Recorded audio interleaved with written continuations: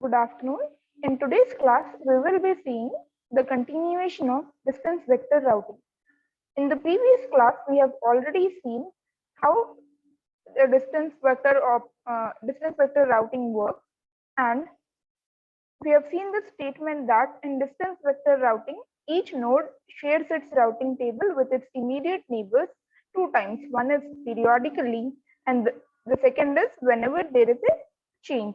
Now, when will it share basically is there are two kinds of update a router gives to other neighboring routers. The first is the periodic update, and the second is the triggered update. Now, basically, the table is sent both periodically and whenever there is a change in the table. Now, what do you mean by periodic update? It means that a node sends its routing table normally every 30 seconds. So every 30 seconds, a node will send its partial routing table. As we have seen, it will send only the two columns, the destination column and the cost column. So it will send these two columns every 30 seconds in a periodic update. The period depends on the protocol that is using distance vector routing. So what is this 30 seconds usually depends upon the protocol. Whichever protocol is being used accordingly during that duration of time, your update will be sent. Now what is this triggered update? Triggered update is basically a node will send its two column routing table to its neighbors anytime there is a change in its routing table. So whenever there is some change in the routing table, suppose a new node is added or there is a node failure, then this triggered update will be sent to the neighbors. So this triggered update can result from two things. So basically, triggered update will occur when a node receives a table from a neighbor, resulting in changes in its own table after updating. So basically, first triggered update is when a neighbor is sending a new table. Okay, neighbor is sending a new table, and the second is node detects from some kind of failure.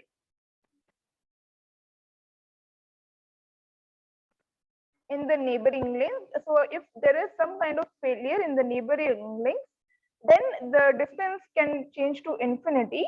That is, that metric will change to infinity. That means there is some kind of failure, and in that case also a triggered update will be sent. Now, what is the problem with distance vector? The problem with we are seeing the shortcomings or the disadvantages of using the distance vector routing.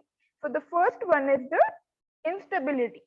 So basically, a problem with distance vector routing is instability, which means that a network using this protocol can become unstable. So let us look at this figure and understand how this instability occurs in the distance vector routing. So we have over here three nodes, and basically we are not showing the entire network, we are only showing a portion of the routing table for each. Okay, so at the beginning, both nodes A and B know how to reach X. Okay, so the distance from A to X is 2, and there is no next hop, and the distance from B to X is 2A, and the total distance is 4 plus 2, 6. Okay, so both A and B knows how to reach X, but suddenly the link between A and X fails. So there is no link, that means there is some kind of failure.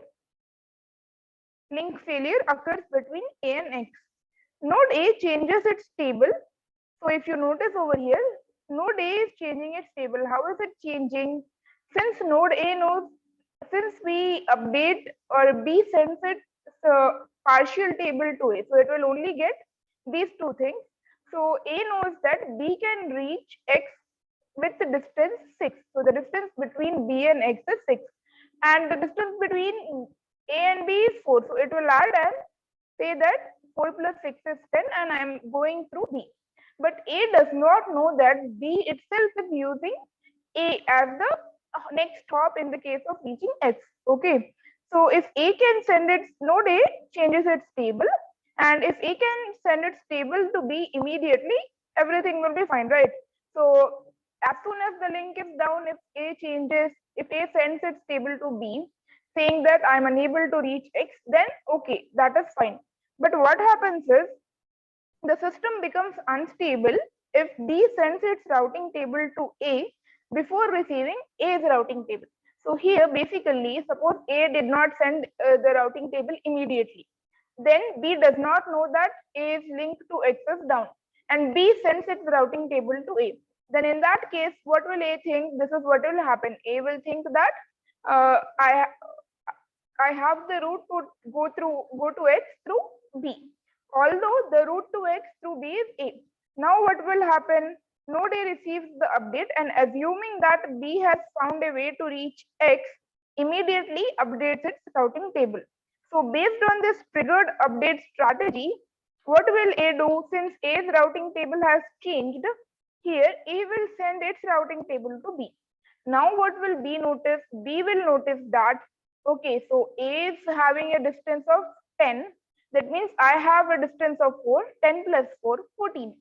Okay, so basically here if you notice, this is the next diagram. The link is gone infinity and this is 6. After that, this will happen. It will be 6 plus 4, 10 and then 14. Now this will keep on increasing continuously.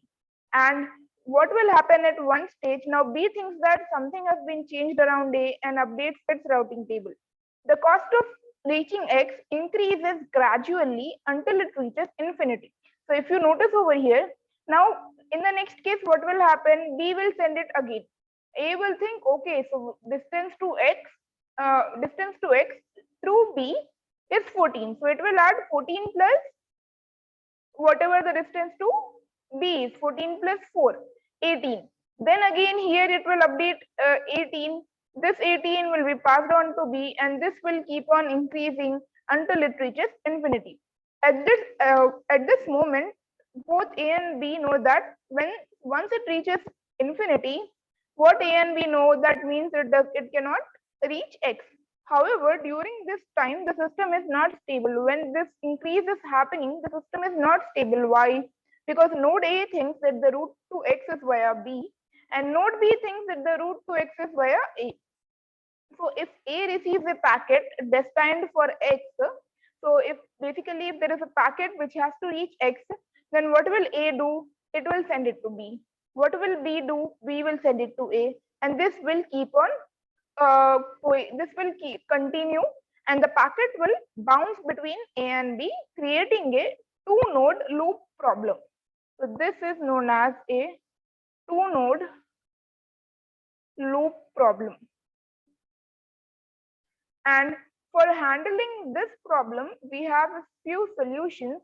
We will see the solutions over here. The first is we have to define infinity.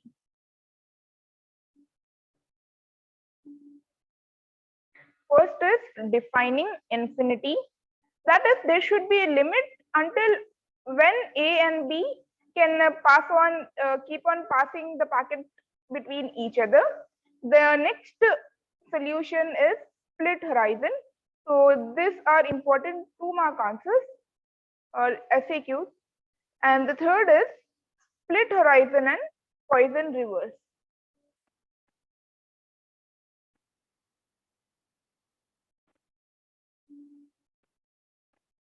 So these are this problem actually that we have just seen is count to infinity problem. The two-node instability is also known by count to infinity problem. Now count to infinity problem can be solved by these three things. First is defining infinity, then we have split horizon, then split horizon and Poisson reverse. So in the first case of defining infinity, the first obvious solution is to define what is the infinity. Basically, suppose if the count is increasing gradually, then there should be a limit in the case of count. So suppose if we say that the count has increased to 100, the distance between A and X has reached 100, then what will happen? The system should understand that there is no route to X. So for our previous scenario, the system will be stable in less than 20 updates. So in our previous case, if we keep the infinity as 100, then it will keep on increasing till it reaches 100. So bouncing of the packet between A and B, or the routing table which will be shared, will keep on till only 20 updates. So most of the implementations of your distance vector routing, that is DVR, uses the infinity definition to only, it defines 16 as infinity. Okay, so 16 is defined as infinity. Once the count has reached to 16, the distance vector routing will understand that it is unable to reach the network, and it will discard the packet. So distance vector routing, so if 16 is infinity in the case of distance vector routing, that means if suppose we have 16 routers with each a count as 1, so the distance between each of them is 1, then we can only use 16 routers in the case of if we are using distance vector routing. So basically, larger networks cannot use distance vector routing. Larger networks cannot use DVR. Okay, so this is one thing. So the size of the network in each direction should not exceed 15 hops. So this is with respect to defining infinity, one way of solving the problem. The way is we have to make the network smaller. The next is split horizon. So in the case of split horizon, in this strategy, instead of flooding the table through each interface, each node sends only part of its table through each interface. So basically, node B thinks that the optimum route to reach X is via A. So in this case, let's just go back to the diagram. Yeah. So in the case of split horizon,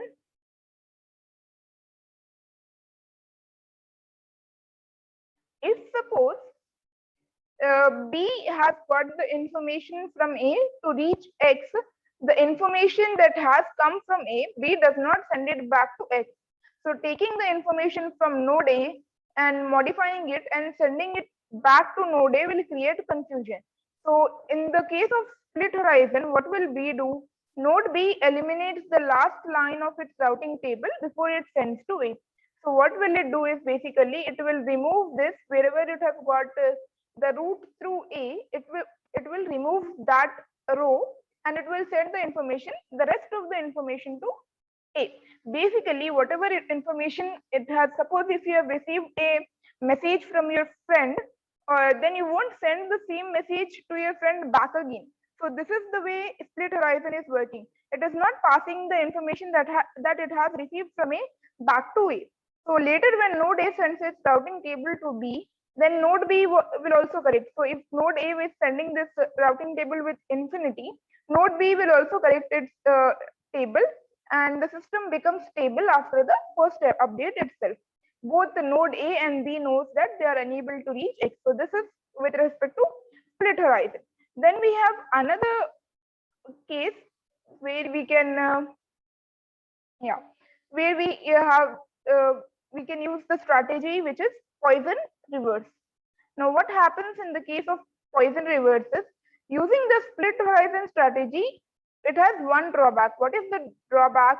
The distance vector protocol uses usually a timer, and if there is no news about a route, the node is deleted from the route itself. That is, the route to the node is deleted from the table. So when node B in the previous scenario eliminates the route to X, so what it will do, if it has not, if it sees that in the split horizon case, it won't send back this X row to A, right? It will delete it. So if it deletes the route from deletes the route to X from its advertisement to A, node A cannot guess whether this is due to the split horizon strategy or basically because B has not received news about X. So suppose if there is another route to X through B, and just changing the scenario. So if there is another route to X through B, then node A will not know whether there is the route to X or whether the route to X has been deleted because of A, or the B could not connect to X. So in this case, what is the strategy we are using is Poisson reverse. So instead of deleting the entire row, what will B do is, B will issue a warning. So it replaces the distance with infinity. So instead of deleting, what it will do, it will replace it with a infinity. And what does infinity means? It is using X, infinity, and A. So basically this infinity in the when it is sending it back to A says, do not use this value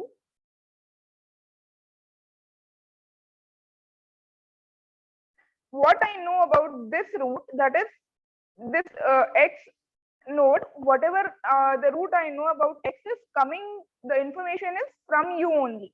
So it will notify the router A that whatever information it is getting about the router X is from you only. So please do not use this value. So this way A will understand that since my infinity, the same infinity that I have been using, so I don't have the route to X, means B also does not have the route to X. So this is the way it is solving the two node instability. Now, in the case of two node, we are using all of these cases. We have another three node instability. So in the case of three node instability, stability cannot be guaranteed. So basically, two node instability, we can have three scenarios. First is we are defining infinity. Then the second is split horizon. Yeah, just defining infinity, split horizon, and then we have the Poisson reverse.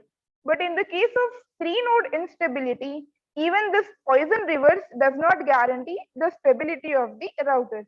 So basically, if there is a loop or there is a count to infinity problem, the loop only stops when the cost in each node reaches infinity.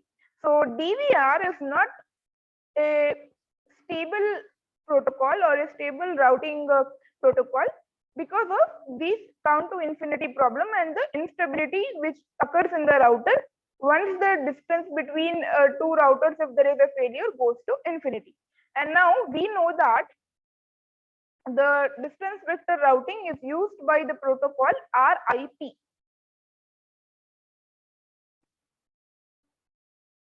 So it is used by RIP, which is a routing information protocol. This protocol is not being used nowadays. We have got other protocols which are being used. So routing information protocols, as we have seen the shortcomings or the disadvantages of routing information protocol with respect to distance vector routing. So we are not using it nowadays. And the first thing is it is an intra-domain routing protocol. So it is used between the autonomous system. So if please refer back to the previous class to know about autonomous systems.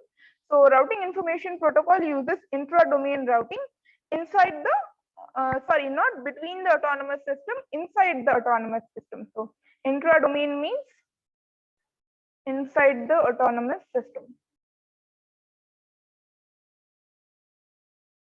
It is a very simple protocol based on DVR, distance vector routing, and RIP, that is routing information protocol, implements distance vector routing directly with some considerations.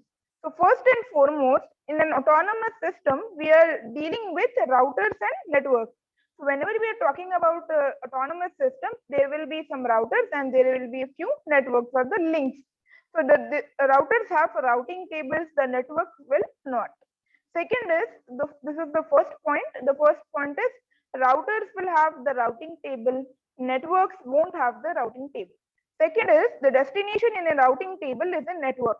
So basically, if some packet is traveling, then it has to reach a network, which means the first column defines a network address. So the destination, we have seen the table, right? So the first is the destination, next is the cost, and the third is the next stop. So the first column will always be a network in the case of routing information protocol. And what is the metric? What is the cost that we are using? So the metric is very simple, which is the hop count.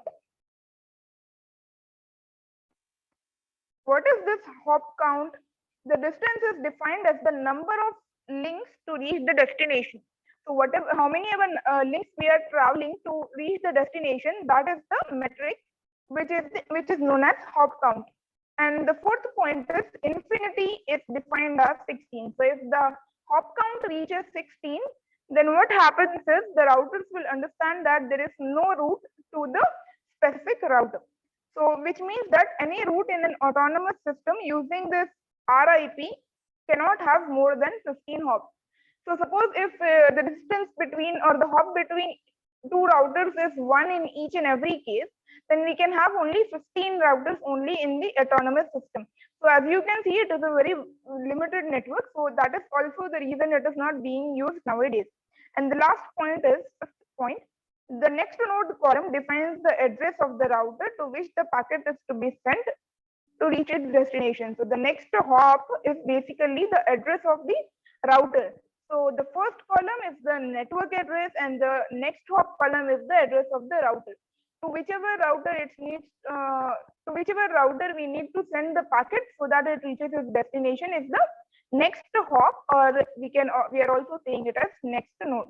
So these are the things to be remembered with respect to routing information protocol. So we have a figure with respect to the routing information protocol, which you can refer and understand by yourself. The description is given in the textbook. Now we will start with respect to the next routing, which is the link state routing. So link state routing has a different philosophy from that of distance vector routing.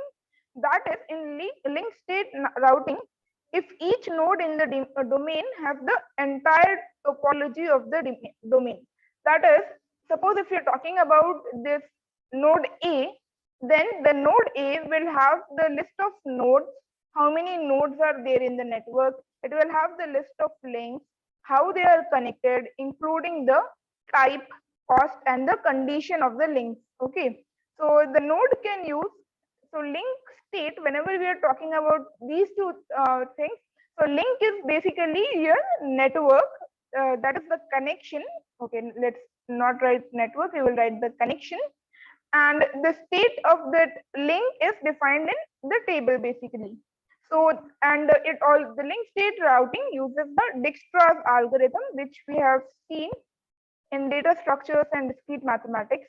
So we use the Dijkstra's algorithm. In the previous distance vector routing, we were using Bellman-Ford. So suppose if there is an answer with the differences between the two, you can say that the link state routing uses Dijkstra's algorithm and the distance vector routing uses Bellman-Ford algorithm. We will see the difference between the two in the later part of this later part of the lecture. But for now, just remember this, that it uses Dijkstra's algorithm.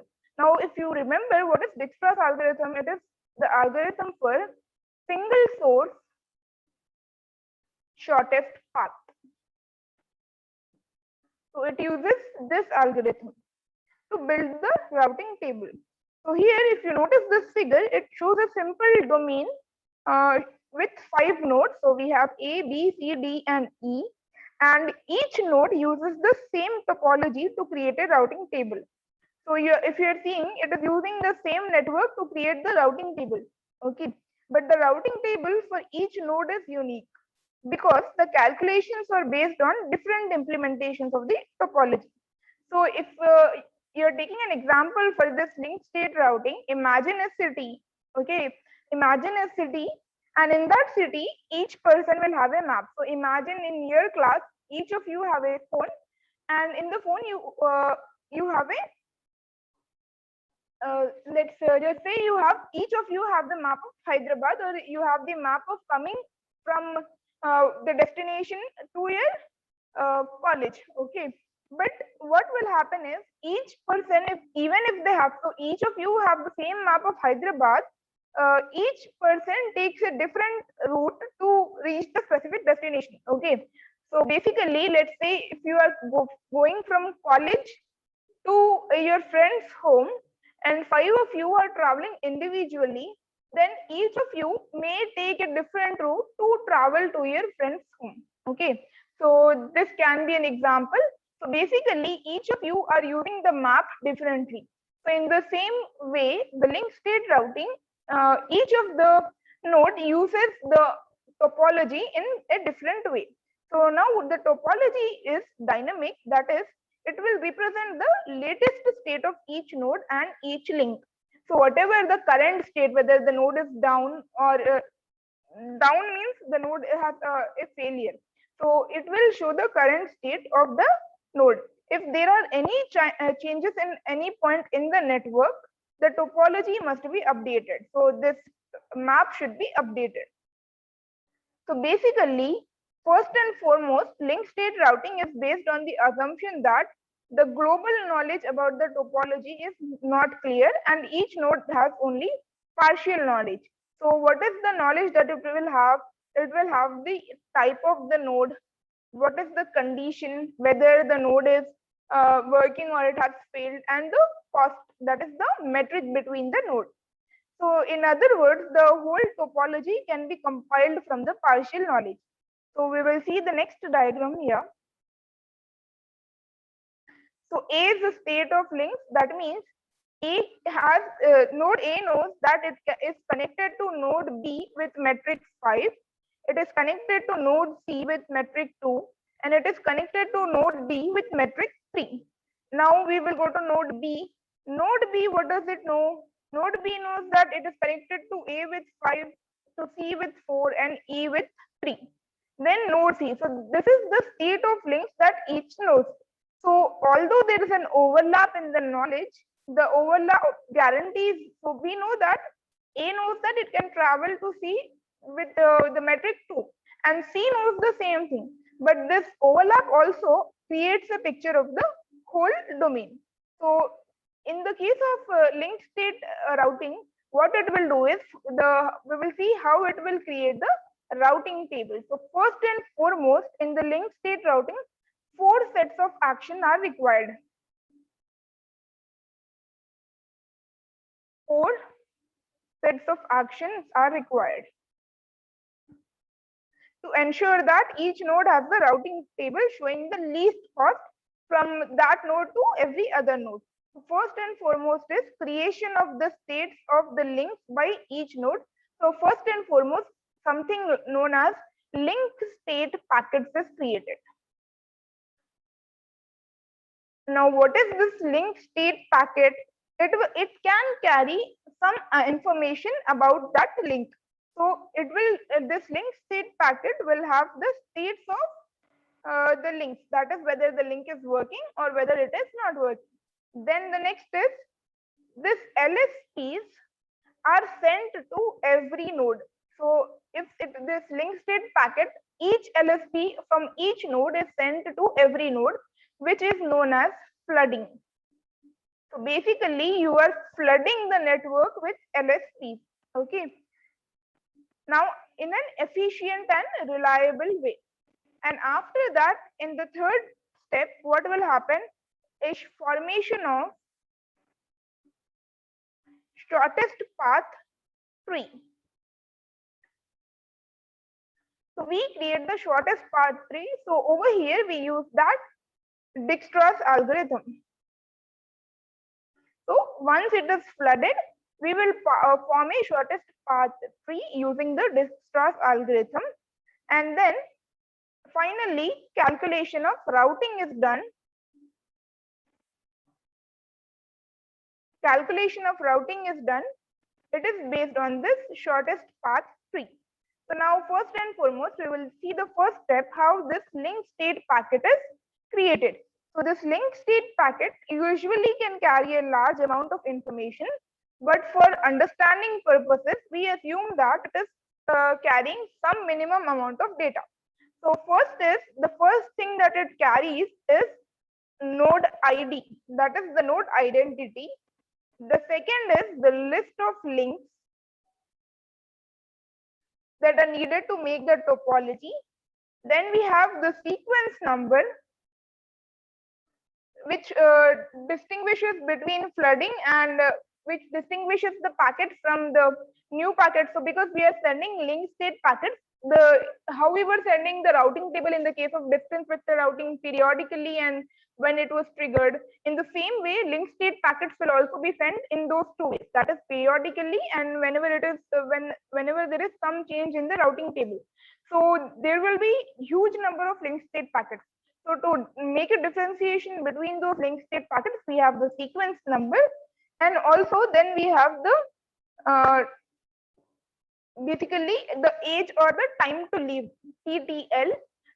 what it does is basically if a packet has become old, then it will discard the packet. So if the packet old link state packets are not in the domain for a long time. So now when are these link state packets are generated? So basically the same way, first is the triggered updates.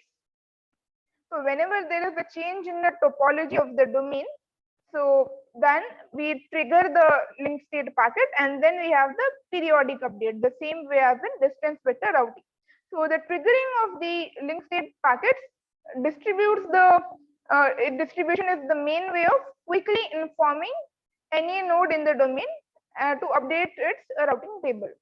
And on a periodic basis, when this will happen is basically the period in this case is much longer compared to the distance vector routing. So basically, whenever we are talking about link state routing, there is no need for this periodic update, but it is done so as to ensure that old information is removed from the domain. So this, as I said, old information or the old link state packets need to be removed from the domain. That is the only reason we are doing this periodic update. So the timer usually is set for around 60 minutes to 2 hours based on the implementation. And now what does it mean by this flooding of the link state packets? So after a node has prepared the link state packets, it must distribute it to all the other nodes. So if you remember, in the case of distance vector routing, let's just see the diagram again. So in the case of distance vector routing, the node was sending the routing table to its neighbors only. So if A has a routing table, it used to send to C, D, and B only in the case of DVR. But what will happen in the case of LS, link state packets, LSP? The link state packet will send the information or the topology to all the nodes in the network. That is, flooding is basically it is sending to all the networks. But what will the table contain? The table will contain information about only its neighboring routers. In the case of DVR, the routers which are not its neighbors were being marked with infinity. But in the case of LSP, we will only have the details about the routers which are its neighbors. So the process is called flooding. This process, what we are talking, that is sending the topology or the routing table to all the routers in the network, is called as flooding. So the creating node sends a copy of this link state packet to each interface. A node that receives an LSP compares it with the copy it may already have. If the newly arrived LSP is older than it has than the one which it already has, then it discards the LSP. If it is newer, what will it do? It discards the oldest LSP and keeps the new link state packet, and it sends a copy of it to the interface, except so if suppose A is sending the link state packet to B, then what will B do? B will check whether if the old LSP and the new LSP time to live, it will check whether the one which it already has is the older one or the one the one which it has received. Once it checks that, if the older one, if the one it already has is the older one, it will discard it, and it will forward the new LSP to C and E and D. So apart from A, because it has received from A, it won't send the LSP to A, it will send it to the rest of the routers. So what this will happen is, it will guarantee that the flooding will stop somewhere in the domain. So suppose if B is sending to C, D, and E, now C will check and it will send it to D and E. E will check, and this way flooding won't keep happening all the time. So it will stop somewhere in the domain.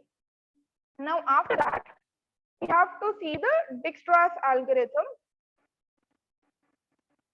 So first and foremost, we have this Dijkstra's algorithm is not, I won't show you the algorithm and its working. We will just see the part of the algorithm which is related to our computer network. So first we will set a root. So basically we will select a source node and we will set that to local node and move it to a list. So we will have two lists over here. One is the tentative list and the permanent list. So we will select the source node and send it to the tentative list. If the tentative list is empty, we will stop. If it is not empty, we will see the nodes in the tentative list. Whichever has the shortest path, we will move it to the permanent list. After that, until and unless we have got the shortest path to all the nodes, we will keep on processing this.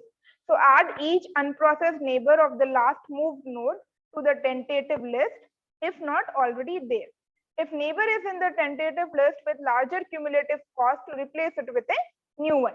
So we will understand this with the help of a diagram. So here, example of the formation of shortest path tree.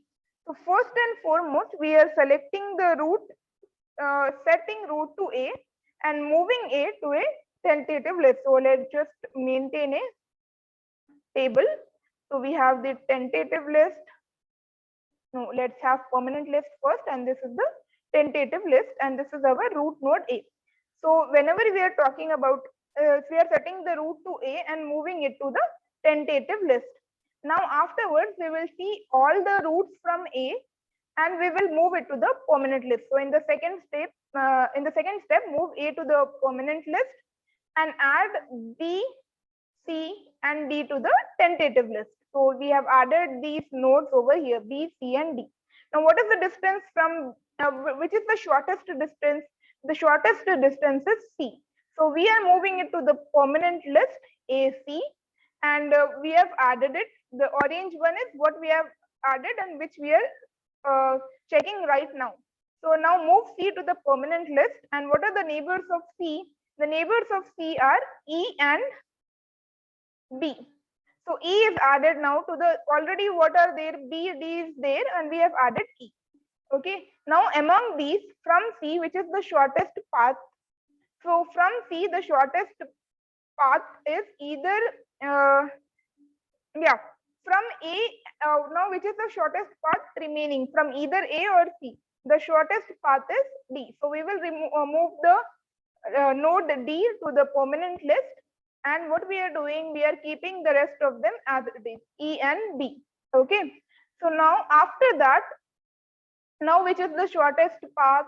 The shortest path is from B. Okay.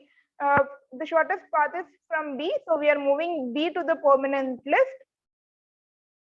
And once we have moved B to the permanent list, what is the value here? 5.